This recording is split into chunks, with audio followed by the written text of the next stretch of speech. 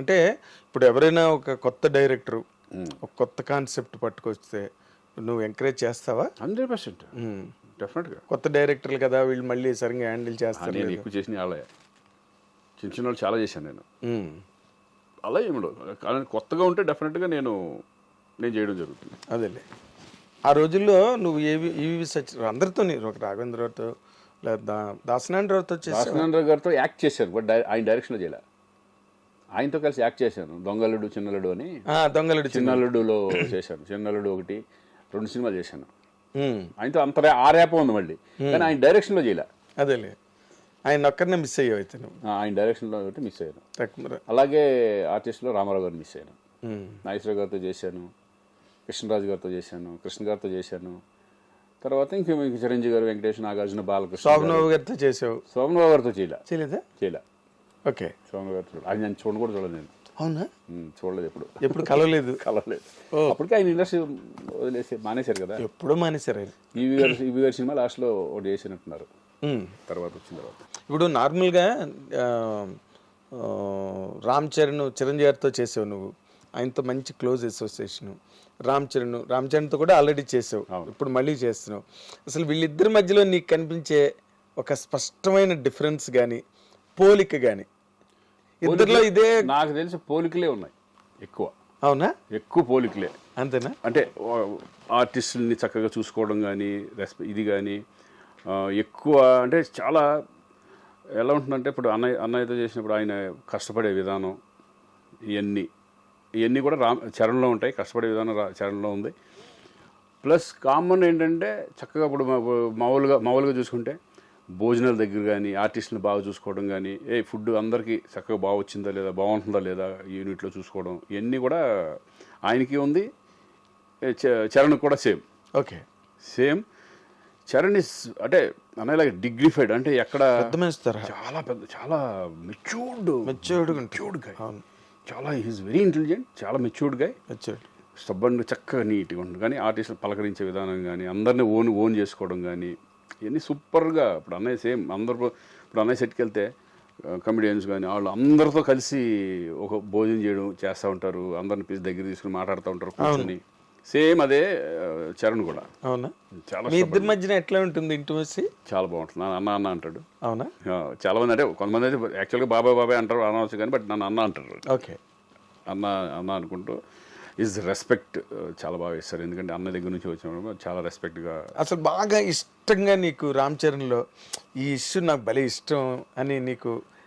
నాకేంటంటే decent, is very decent person. Stubborn and decent. ఆ decency, ఆ హుందాతనం, అది బాగా నచ్చుతుంది నాకు. ఓకే, ఆ హుందాతనం అనేది ఇప్పుడు నాకు తెలిసి కొంత ఈ ఏజ్లో కొంచెం ఒక రకంగా వేరే ఉంటుంది. అదే ఏజ్ అలాంటిది. కానీ ఆ ఏజ్లో కూడా ఈజ్ వెరీ మెచ్యూర్డ్ పర్సన్. ఆ మెచ్యూరిటీ లెవెల్స్ కానీ, ఆ స్టబ్బనిటీ కానీ, అవన్నీ నాకు బాగా నచ్చుతుంది. ఇప్పుడు మామూలుగా ఒక ఏడాది క్రితం కన్నా ఇంకో వచ్చే ఏడాది మనుషులు పెరుగుతూ ఉంటారు. అవును. ఇప్పుడు గోవింద్ అందరవాడలో చేసిన చరణ్కి ఇప్పుడు చరణ్కి డిఫరెన్స్ అనేది ఏంటంటే, నాకు అప్పుడు ఎలాగున్నాడో ఇప్పుడు అలాగే ఉంది. ఇప్పుడు ఎలాగున్నాడో అప్పుడు అలాగే ఉన్నాడు. ట్రిపుల్ అంత పెద్ద సక్సెస్, ఇప్పుడు స్టార్ లెవెల్కి, ఇంటర్నేషనల్ స్టార్ లెవెల్కి హాలీవుడ్ వెళ్ళిపోయినా కూడా ఆ గర్వం కానీ ఇది కానీ ఆ కించిత్ ఇది కూడా లేదు. చాలా సింపుల్గా ఉంటాడు మామూలుగా. ఇప్పుడు బయట వాళ్ళకి చరణ్ అమ్మో అన్నట్టు ఉంటుంది కానీ, బట్ సెట్కి వచ్చేసిన తర్వాత హీఈస్ వెరీ సింపుల్. ఎందుకంటే ఇంటర్నేషనల్ స్టార్ హాలీవుడ్ వాళ్ళే సినిమాలు చేయమని అడుగుతున్నారు పక్కన. లేదండి, ఇప్పుడు నేను అనేది ఏంటంటే, ఇప్పుడు తారక్తో చేస్తున్నప్పుడు ఫస్ట్ సినిమా నేను తారక్తో చేస్తున్నా. ఫస్ట్ టైం తారక్ కూడా నాకు ముందు నుంచి తెలుసు. నేను సినిమాలు చేయకపోయినా బిగినింగ్ నుంచి మా ర్యాప్ ఉంది. ఎలా? మేము ఫస్ట్ బిగినింగే మా ఇంటి పక్కన అక్కడ శ్రీనగర్ కాలనీలో ఉండేవాడు, ఇంకా హీరో అవ్వాలి అప్పుడు. అప్పటి నుంచి తెలుసు నాకు. అప్పుడు ఆయన ఏంటంటే ఎనర్జీ లెవెల్స్ ఎక్కువ, టప మాట్లాడతా చక్కగా గోల చేస్తూ ఉంటాడు. అది ఇప్పటికి తగ్గల. అవునా? ఇప్పుడు అదే సరదా, అదే గోలగా ఉంటాం, ఒకసారి ఏడిపించడం, ఈ టైప్లో. అంటే వాళ్ళు మారలా, యాజ్ ఇట్ ఈజ్ అలాగే ఉన్నారు. ఇమేజ్ పరంగా ఇమేజ్లు మారుతాయి కానీ పర్సనాలిటీ మారలా. అదే మనుషులుగా అలాగే ఉన్నారు, పర్సనాలిటీ మారలా. అది నాకు బాగా అదే ఇప్పుడున్న యంగర్ జనరేషన్లో అందరి హీరోలతో చేసావు కదా నువ్వు. ఆల్మోస్ట్ మహేష్ బాబు. మహేష్ బాబుతో చేయలే, మహేష్ బాబుతో చేయలే, ప్రభాస్ వీళ్ళతో కొంతమందితో చేయలే. అంటే ఇప్పుడే స్టార్ట్ అయిందిగా నాకు, చేద్దాం. మొన్న అఖండతోనే కదా ప్రారంభం. అవును, మొన్న కదా సెకండ్ ఇన్నింగ్స్. అంతే, సెకండ్ ఇన్నింగ్స్ కదా. అంతే సెకండ్ ఇన్నింగ్స్ లాగా ఇది బోనస్ అనుకుంటాం అంతే. Bonus, bonus correct. ఇది ఈ వర్డ్ కరెక్ట్, బోనస్. ఎందుకంటే ఊహించని అంతే మలుపు. అదేంటి నా మెంటాలిటీలో ఏంటంటే నేను ఇండస్ట్రీలో ఉండాలి అనేది మెంటాలిటీ ఉంది కాబట్టి నేను ఇమేజెస్ కానీ వాటికి పోకుండా చక్కగా మనం ఉన్న దాంట్లో హ్యాపీ చేసుకుని వెళ్దాం. ఫ్యామిలీ సెటప్ లాగా వెళ్తున్నాం అంతే, ఎవరు అడిగినా సరే. అంటే మహేష్ బాబుతో ప్రభాస్ ఇంతవరకు ఛాన్సులు రాలేదా? రాలా, ఇప్పుడే వచ్చి మిస్ అయ్యాయా? లేదు, రాలా. ఇప్పుడు అనుకోలేదు అంటే మెల్లగా తారక్తో నేను అనుకోలేదు, ఎక్స్పెక్ట్ చేయలే.